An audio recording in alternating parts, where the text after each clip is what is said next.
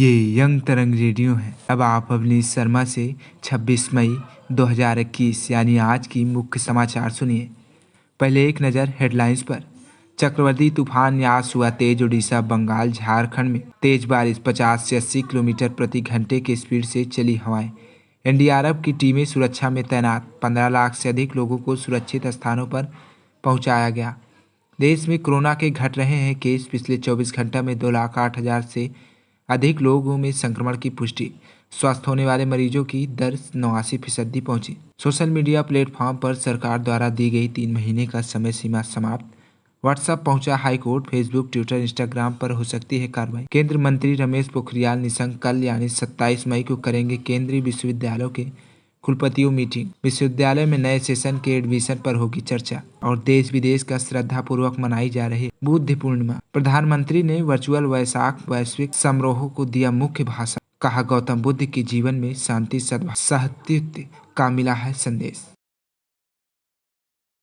अब समाचार विस्तार से सुनिए। समुद्री तूफान यास बालेश्वर ओडिशा तट को पार कर गया है। मौसम विभाग के मुताबिक इसके कारण ओडिशा में दिन भर तेज से हवा और तेज बारिश हो सकती है, तो पश्चिम बंगाल, सिक्किम, बिहार और झारखंड में भी तेज हवा और बारिश होने की कल पूरे दिन आशंका है। ब्यौरा सुनिए हमारे संवाददाता उद्देश्य की। एनडीआरएफ की टीम को पूर्वी सिंहभूम जिले के घाटशिला में तैनात किया गया है, जो चक्रवात यास के कारण सबसे अधिक प्रभावित क्षेत्र होने का अनुमान है। पूर्वी सिंहभूम और सरायकेला खरसावां जिलों के उपायुक्तों ने लोगों के लिए हेल्पलाइन नंबर जारी किए हैं। वहीं तूफान से पश्चिम बंगाल के पूर्वी मेदिनीपुर और दक्षिण 24 परगना के तटवर्ती क्षेत्रों में भारी नुकसान हुआ है। 70 से 80 किलोमीटर प्रति घंटे की गति से तेज हवाओं के साथ भीषण वर्षा शुरू हो गई। वर्षा होने से नदियों में आई बाढ़ से तटबंधों को नुकसान पहुंचा। करीब 15 स्थानों पर नदियों के तटबंध टूटने से दक्षिण 24 परगना जिले में सुंदरबन क्षेत्र के गांव में पानी भर गया। करीब 20,000 कच्चे मकान ढह गए हैं। कई इलाके बाढ़ से घिरे हुए हैं।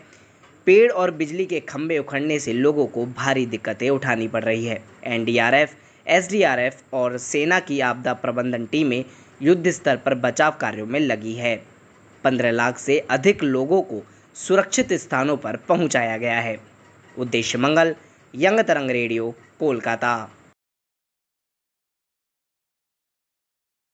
देश में कोविड के केस अब भी 2 लाख से ज्यादा आ रहे हैं। स्वास्थ्य मंत्रालय और परिवार कल्याण मंत्रालय ने प्रेस कॉन्फ्रेंस के दौरान बताया कि सक्रिय मामलों की दर कुल 9.81% रह गई है। पेश है एक रिपोर्ट राकेश की।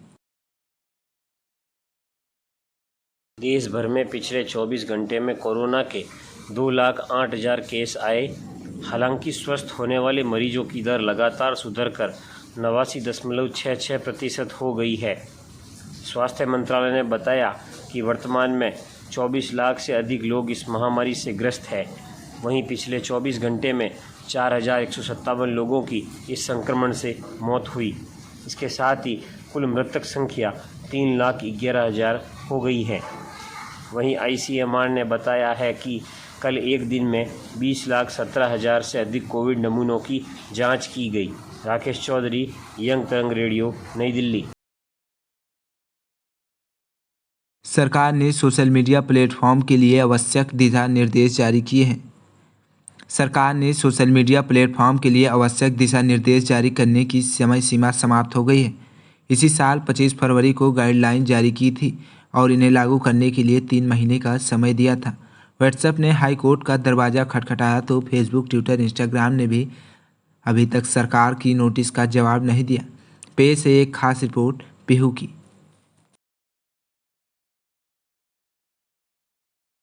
सोशल मीडिया के लिए सरकार ने 25 फरवरी को गाइडलाइन जारी की थी, जिसके मुताबिक सभी सोशल मीडिया भारत में अपने 3 अधिकारियों, चीफ कॉम्प्लायंस अफसर, नोडल कॉन्टैक्ट पर्सन और रेसिडेंट ग्रीवांस अफसर नियुक्त करें। ये भारत में ही रहते हुए इनके कॉन्टैक्ट नंबर ऐप्स और वेबसाइट पर पब्लिश किए जाए।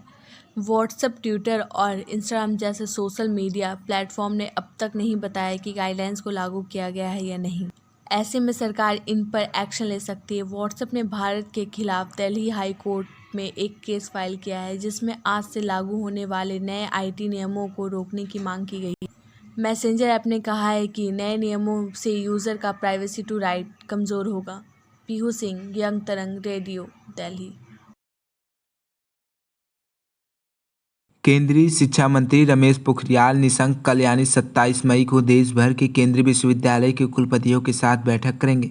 बैठक का आयोजन वर्चुअल सुबह 11 बजे किया जाएगा।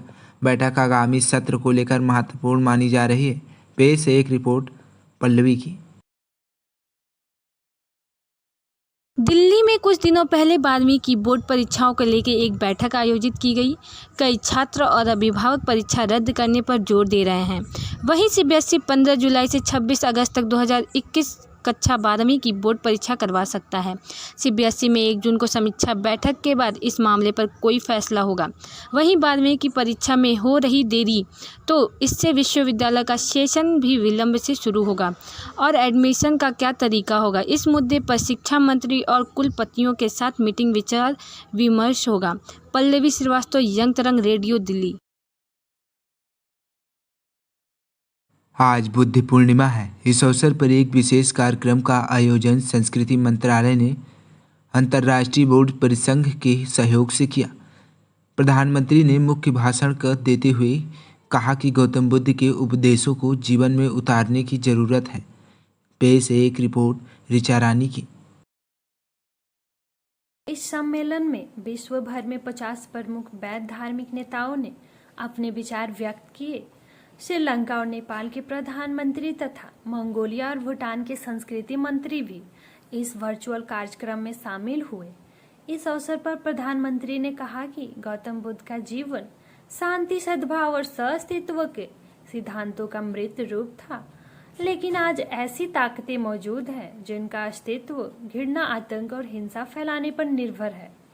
उन्होंने कहा कि मानवता में विश्वास रखने वाले सभी लोगों को एकजुट होकर आतंकवाद और उग्रवाद का सामना करना चाहिए। वहीं राष्ट्रपति रामनाथ कोविंद और उपराष्ट्रपति एम वेंकैया नायडू ने बुद्ध पूर्णिमा की शुभकामनाएं दी है। राष्ट्रपति कोविंद ने कहा कि भगवान बुद्ध के संदेश दुख और पीड़ा से मुक्ति का मार्ग दिखलाते हैं।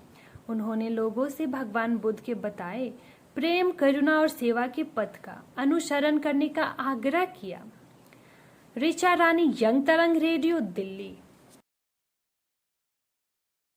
इसी के साथ आज का ये समाचार बुलेटिन समाप्त हुआ। नमस्कार।